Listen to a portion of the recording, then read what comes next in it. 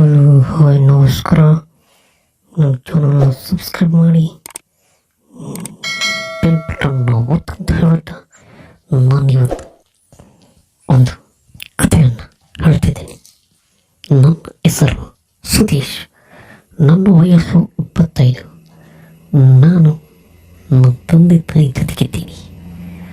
ನಮ್ಮ ಮನೆಯ ಪಕ್ಕದ ಮನೆಯಲ್ಲಿ ರಾಧಾ ಮತ್ತು ಅವರ 2 ಹೆಣ್ಣು ಮಕ್ಕಳು. ರಾಧಾ ಗಂಡ ಫಾರಿನಲ್ಲಿದ್ದಾರೆ.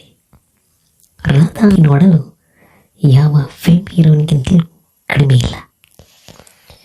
ಒಂದು ದಿನ ನನ್ನ ತಂದೆ ತಾಯಿ ಇಲ್ಲದ ಸಮಯ ಸಡನ್ ಆಗಿ ರಾಧಮ್ಮ ಮನೆಗೆ ಬಂದರು.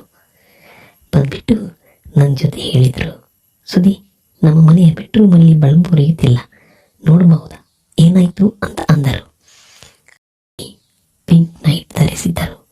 ಅವರ ಬಿಳಿ ಮೊಳೆ ಸ್ವಲ್ಪ ಭಾಗ ಹೊರಗೆ ಕಾಣುತ್ತಿತ್ತು. ನಾನು ಆಯ್ತು ಹೋಗುವ ಅಂದೆ. ಅವರ ಮಕ್ಕಳು ಕಾಲೇಜ್ ಹೋಗಿದ್ದರು, ಒಬ್ಬಳೇ ಇದ್ದರು.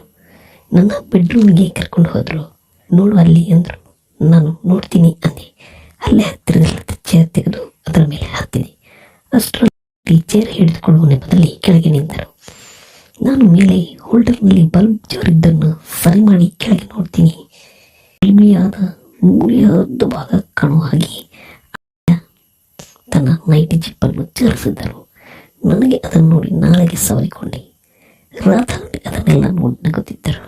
ನಾನು ಆಯ್ತು, ಬಲ್ಬ್ ಸರಿ ಇದೆ ಎಂದು ಕೆಳಗಿಳಿದ ತಕ್ಷಣ ನನ್ನ ಎಳೆದು ಅಪ್ಪಿಕೊಂಡು ತುಟಿಗೆ ಮುತ್ತಿಟ್ಟರು.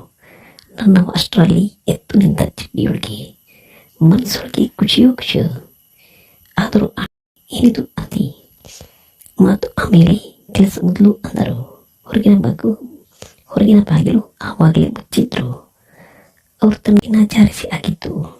ಕೆಂಪು ಬಣ್ಣದ ಅವಳ ಉಡುಪಿನಲ್ಲಿ ಅವರ ಮೈಮಾಟ ಕಂಗೊಳಿಸುತ್ತಿತ್ತು. ನನ್ನ ಹತ್ತಿರ ಬಂದು ನನ್ನ ಎಲ್ಲ ಉಡುಪಿನೆಲ್ಲ ಸೇರಿಸಿ ಅವರು ಬೆತ್ತನಾದರು. ನನ್ನ ಸಾಮಾನು ಎತ್ತಿ ಚೀಪಲು ಆರಂಭಿಸಿದರು. ನನಗೆ ಕಾಮದ ಸುಖ ತಲೆಗೆ ಏರಿತು. ನಾನು ಆಂಟಿಯನ್ನು ಮೇಲೆ ಎತ್ತಿ ಬಿಗಿಯಾಗಿ ಅಪ್ಪಿಕೊಂಡೆ. ಆಂಟಿಯನ್ನು ಸರಿಯಾಗಿ ಚೀಪಿದೆ. ಅವಳ ಮೊಳೆಯನ್ನು ಸುಕ್ಕಿದೆ. ಅವಳ ಮೊಳೆ ಸವರಿದೆ. ಅನ್ನು ಎತ್ತಿ ಬಿಟ್ಟು ಮೇಲೆ ಮಲಗಿಸಿದೆ. ನನ್ನ ಹಾಡನ್ನು ಅವಳ ತೂತಿನೊಳಗೆ ಹಾಕಿ ತೂಡಿದೆ. ನನ್ನ ಹೊಡೆತ ಪ್ರಾರಂಭ ಆಯಿತು.